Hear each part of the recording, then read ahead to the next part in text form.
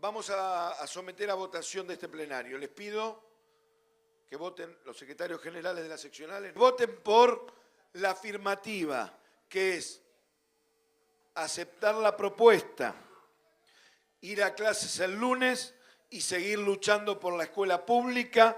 Que levanten la mano. Gracias, compañeros. Los que voten por rechazo de la propuesta y continuar las medidas de fuerza el día lunes, que levanten la mano. Por absoluta mayoría queda aprobada la propuesta y ganamos esta lucha, compañeros. Es un orgullo enorme estar sentado acompañado. La verdad que es un privilegio que me da la lucha y la historia de estar sentado al lado de Hugo Yasky y de Cecilia Martínez, porque son compañeros que fueron fundadores de esta organización y para los que mintieron, desprestigiaron, dijeron barbaridades, hay que decirle que este sindicato se creó, se pensó, se soñó a fuerza de militancia y de convicciones y de ideas. Cecilia Martínez es una de las fundadoras de CETERA, del SUTEBA, y que lo que quiero empezar diciendo que este sindicato se construyó, se sostiene y se va a seguir sosteniendo a fuerza de convicciones, a fuerza de dignidad, a fuerza de la autonomía, de la democracia sindical. Es un ejemplo en todo el país. Autonomía y democracia sindical, que nos hace levantar la voz cada vez que creamos que se están tomando medidas en contra de los intereses de los trabajadores. Y hay dos cuestiones fundamentales. ¿Saben por qué las mentiras? ¿Por qué intentar desprestigiar? ¿Por qué decir barbaridades? Porque hay dos cosas fundamentales que tienen los militantes de este sindicato, que tenemos los docentes, que tiene la clase trabajadora en este país. Dos cuestiones fundamentales. No tenemos miedo y no tenemos precio, porque no estamos en venta. A los docentes, que se han acercado innumerables muestras de afecto, de solidaridad, de compromiso, de estar unidos, de la alegría de estar unidos y de decir cómo llevamos adelante esta lucha. Y con la bronca, con la injusticia y con la angustia de escuchar algunos personajes nefastos de este país. Cuando digo algunos personajes nefastos, hablo de algunos personajes que entienden que todo es lo mismo, que todo da igual, que en su vida pisaron una escuela pública, que se la pasan hablando de los maestros y de los pibes y después cuando están en responsabilidades o en la legislatura o en el Ejecutivo o al frente de un medio de comunicación defienden precisamente todas las políticas que son contrarias a la escuela pública y a los pibes y no defienden realmente lo que tienen que defender. O si fueron alguna vez a una escuela, es para sacarse una foto para cortar una cinta, pero no saben lo que pasa todos los días en la escuela pública y cómo la sostienen los maestros, los profesores, en las escuelas rurales, en las escuelas del conurbano.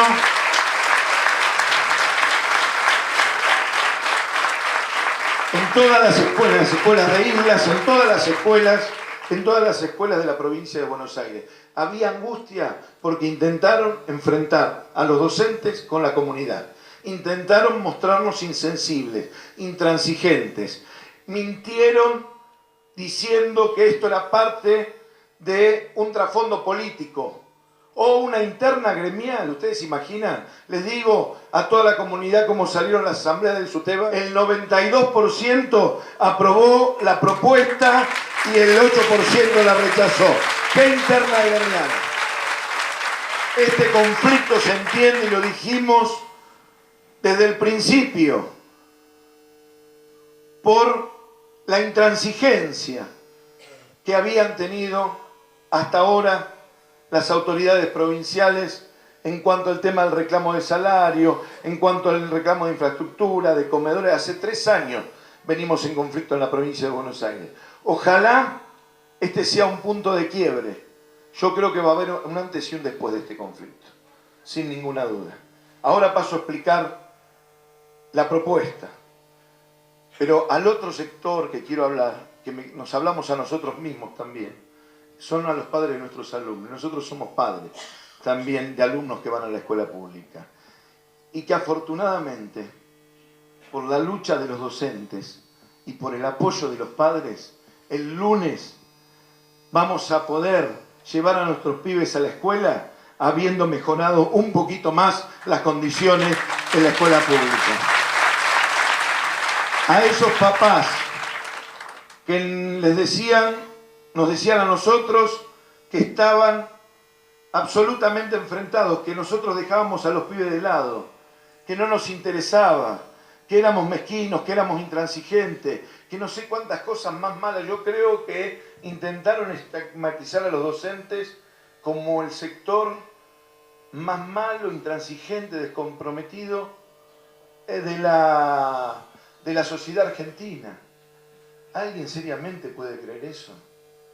¿Alguien seriamente puede creer que los maestros, que los docentes no estamos comprometidos con la escuela pública?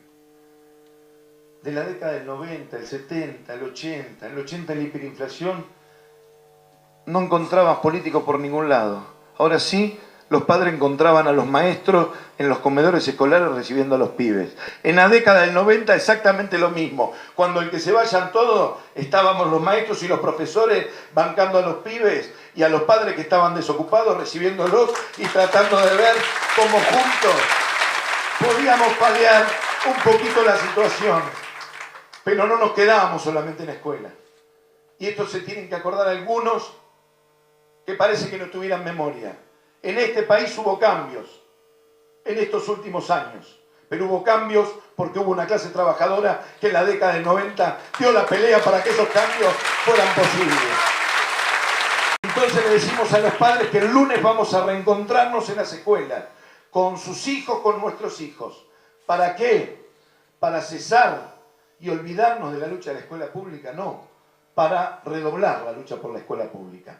Porque el lunes vamos a ir a las escuelas a explicarle a los padres cómo se dio, que ya muchos ya lo venimos explicando, cómo se dio esta lucha y por qué. Y porque además de decirle que además del aumento salarial a los docentes, conseguimos que un fondo para las escuelas, para la reparación de las escuelas. Hoy el director y la cooperadora vuelven a tener un fondo para que cuando se le rompe un vidrio, que se le rompe una lamparita, cuando se le rompe una puerta, no tiene que pasar la burocracia de la burocracia de la burocracia y que eso lo tenga a mano para poder mejorar las condiciones de la escuela. Y le vamos a ir a explicar a los padres también que el día lunes el fondo de financiamiento educativo logrado por la lucha de la Carpa Blanca, la lucha de los docentes y la ley de financiamiento educativo, que le han girado el año pasado más de 3.000 millones de pesos a las intendencias y ahora 3.400, de las cuales 1.400 se giran a las intendencias de la provincia de Buenos Aires. Y esto quiero hacer un apartado. Hay intendentes que sí lo están invirtiendo en la escuela pública, pero hay otros intendentes que miran para el costado y no lo están invirtiendo en la escuela pública, y eso es ley de financiamiento educativo. ¿Qué conseguimos con este conflicto? Que la gobernación saque una norma de afectación específica de esos fondos para la escuela pública y que los tengan que invertir en la escuela pública.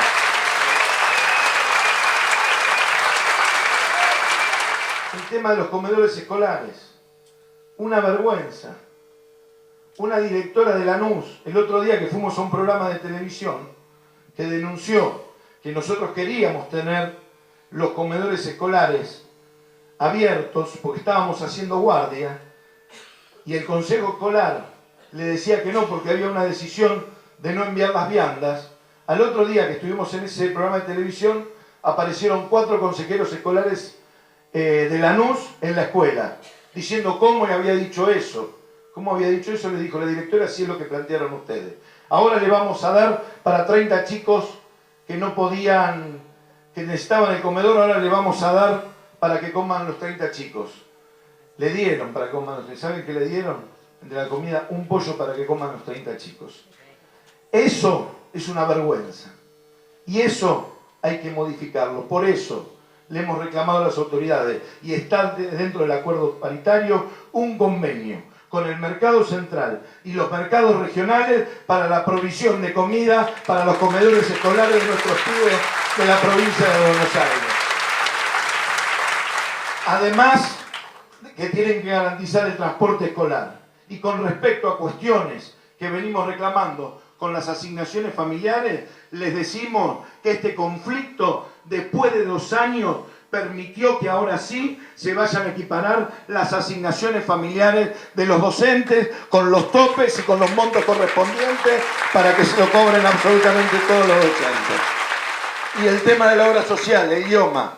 Va a haber una reunión la semana que viene con el presidente del IOMA, el jefe de gabinete Alberto Pérez, el Ministerio de Trabajo, el Ministerio de Salud, la Dirección General de Cultura y Educación y los gremios para analizar la situación de la obra social y darse una estrategia en la obra social de financiamiento y de discusión con los prestadores, porque no puede ser que el hilo se corte por lo más fino. Nosotros aportamos todos los meses al IOMA, entonces cuando vamos al médico nos tienen que atender con el bono y no nos tienen que cobrar indebidamente ninguna suma por arriba del bono, y las prestaciones se tienen que hacer a través del bono del IOMA, porque por eso estamos aportando todos los días a la obra social.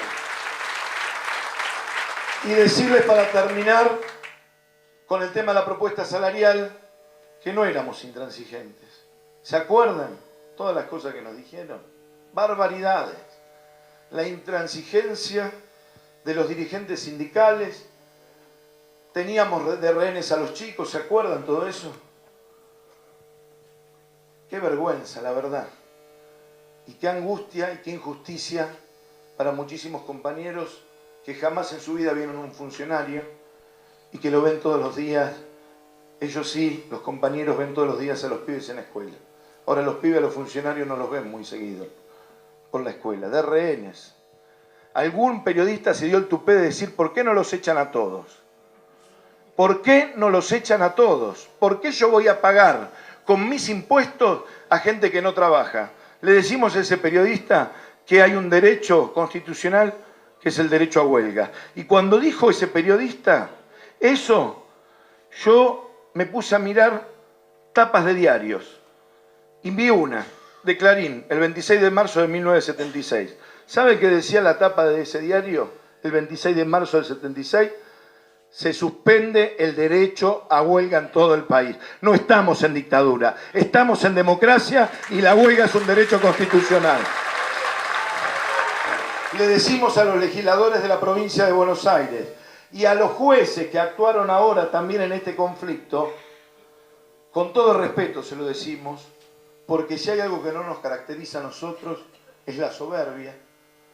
Nosotros discutimos con fundamento, pero con todo respeto, que revisen la legislación. La educación no es servicio esencial, no puede ser declarada servicio esencial.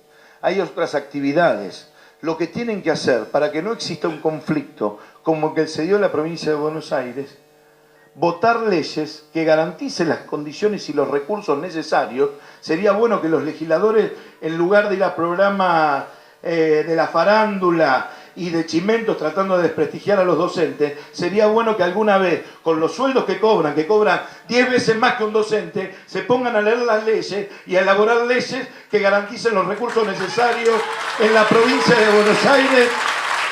El reclamo salarial es una propuesta que abarca todos los sectores sin discriminación, que está por sobre el 30% y con un incremento mayor a los docentes que recién se inició, tienen pocos años de antigüedad. ¿Por qué? Porque son los que menos ganan. Esto estaba planteado, no al revés, cuando decían que era el 30,9 y en realidad era el 21% para el 80% de los docentes y el 30,9 para el 20%. Hoy están todos arriba del 30, el piso es el 30 para poder avanzar y con un incremento superior para el conjunto de los docentes. Y por supuesto, el no descuentos de un solo día de paro y el compromiso propuesto no por el gobierno, propuesto por los trabajadores de la educación de sentarnos el lunes con las autoridades educativas para establecer estrategia correcta para que nuestros pibes puedan recuperar los contenidos y los aprendizajes que no tuvieron estos días de paro. Algunos municipios y algunos patrones de escuelas privadas, municipios como el de Necochea, me han dicho, la verdad no lo puedo creer, yo voy a hablar con los intendentes, también pareciera que en Mar del Plata,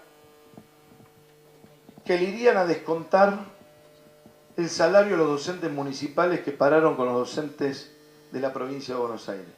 Que no se les ocurra descontar el salario porque vamos a estar todos manifestando con nuestros compañeros, porque si hay un acuerdo provincial de no descontar los días de paro, esos municipios a los docentes les pagan con el subsidio que les da la provincia de Buenos Aires, que le damos todos, y lo mismo a alguna escuela privada, porque hay que decir, en esto hicieron Baradel, las escuelas públicas y las escuelas privadas dan clase y las escuelas públicas. Hubo muchas escuelas privadas que hicieron paro, y hubo muchos que quizás no hicieron todos los días, que en el momento de las marchas, como la marcha de La Plata y la marcha de acá, de Capital Federal, se sumaban al tema de la medida de fuerza. Y ahí estuvieron amenazando con el tema del despido. Tampoco se les ocurra, porque no pueden despedir a los trabajadores por ejercer un derecho constitucional. Muchos vertieron un concepto. La escuela pública es la escuela de los pobres. La escuela pública es la escuela de los pobres. Esos son los que no tienen destino, los que van solamente a comer, los pobrecitos. No, la escuela pública, ¿saben para quién la escuela pública es la escuela de los pobres? Para aquellos que quieren privatizar el sistema educativo y el servicio de salud y lucrar con las ganancias, lucrar como ganancia con la educación. Para nosotros, la escuela pública no es la escuela pública de los pobres y estamos dando batalla para que sea así. Porque para nosotros la escuela pública es la institución que garantiza la inclusión y la construcción de ciudadanía y el sostenimiento de la democracia en un país. Entonces la escuela pública para todos. Muchas gracias.